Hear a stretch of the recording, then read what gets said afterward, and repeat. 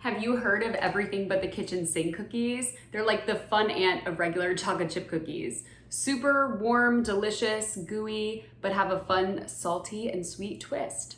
If you want to learn how to make this, come along with me and Student Recipes to learn how.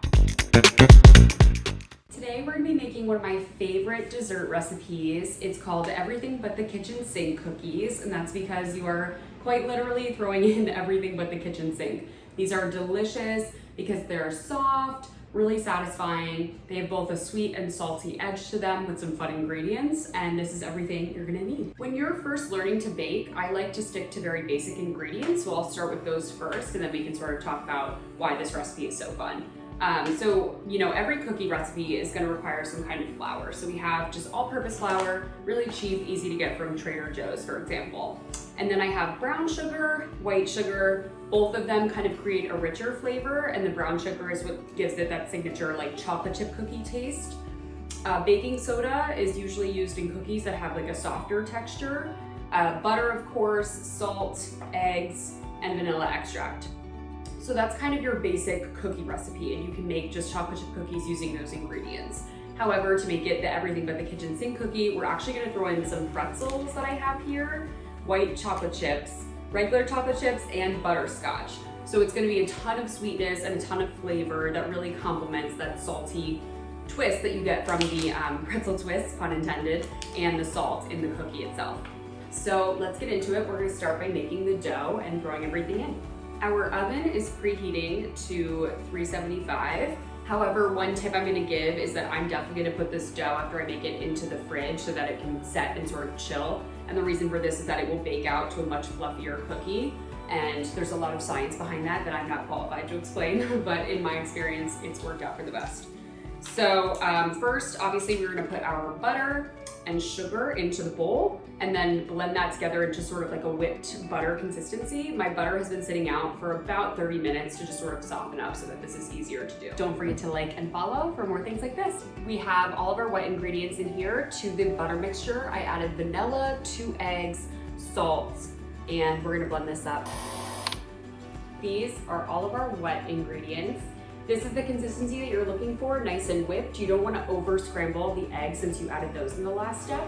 And next we're going to do the dry ingredients. So I'm going to do 1 cup of flour at a time because we're doing 3 cups in total. And then I'm going to wait and add the baking soda at the end just so that it's very well evenly combined. Now that our dough is complete, I'm going to actually cover this. I have these amazing bowls that I bought from Amazon that have lids to them. So it's really easy to go ahead and put this dough in the fridge.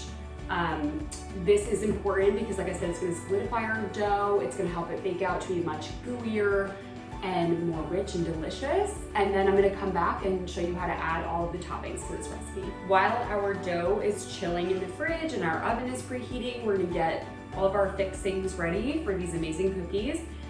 To this bowl, I've added the ratio that I suggest for chocolate chips, butterscotch, and white chocolate chips. So this is what we're working with. I have a nice mixture here of fun, rainbow consistency, if you will, which is fun because it shows up in the cookies too. And next we're gonna do our pretzels. So you can really do any type of pretzel that you want. I just happen to get these thin ones from, or slims as they're called, from Trader Joe's.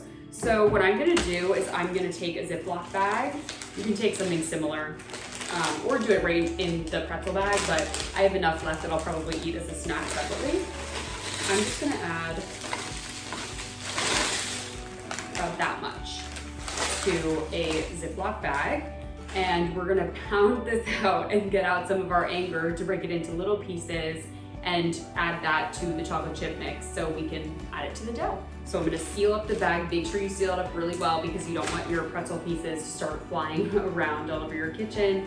And don't make your neighbors scared of you, but go to town in breaking them up. Beautiful. We have our little pretzel pieces here. You want it so that some of it is almost like a breadcrumb consistency, while other parts of it do have sort of bigger pretzel pieces.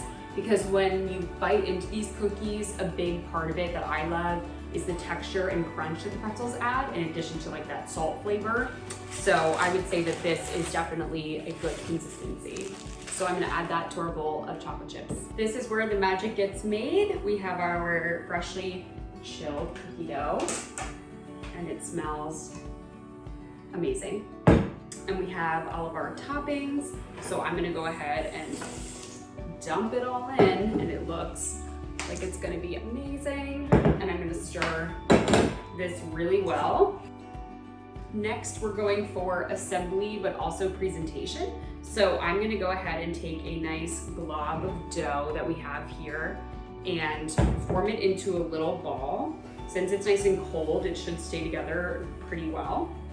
And to sort of measure so that they're all the same, I'm gonna use a spoon as an example and make sure it fits in that little space. Some people like to use an ice cream scoop, which is also great, but here we're going for, so that you can see a couple chocolate chips on the top of each cookie, and there's pretzel bits all in there. The dough looks really nice. So I'm gonna go ahead and take my lightly greased baking sheet, or if you have a non-stick pan, that works too, and add each of our cookies to the pan and get that going. So again, doesn't have to be a perfect shape because they're obviously gonna cook down. It's not like a sugar cookie where you have to cut it out, but we are just making sure that each bite of these kitchen sink cookies are going to turn out the same, but also a little different. Each one is gonna have a different flavor.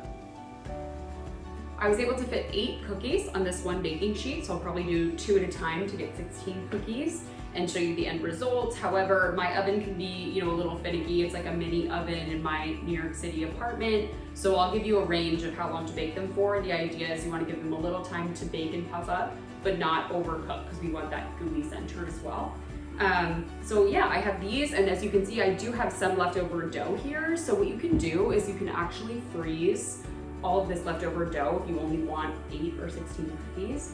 And then you can go back at another point in time when you have a party or something coming up and take the dough out, let it thaw just a little bit. Same thing, roll it into balls, and then bake that for your party. So this is a great recipe to prep in advance, and you'll already have this dough ready to go. I can't stop eating them, seriously. So good. Don't forget to like and follow for more things like this.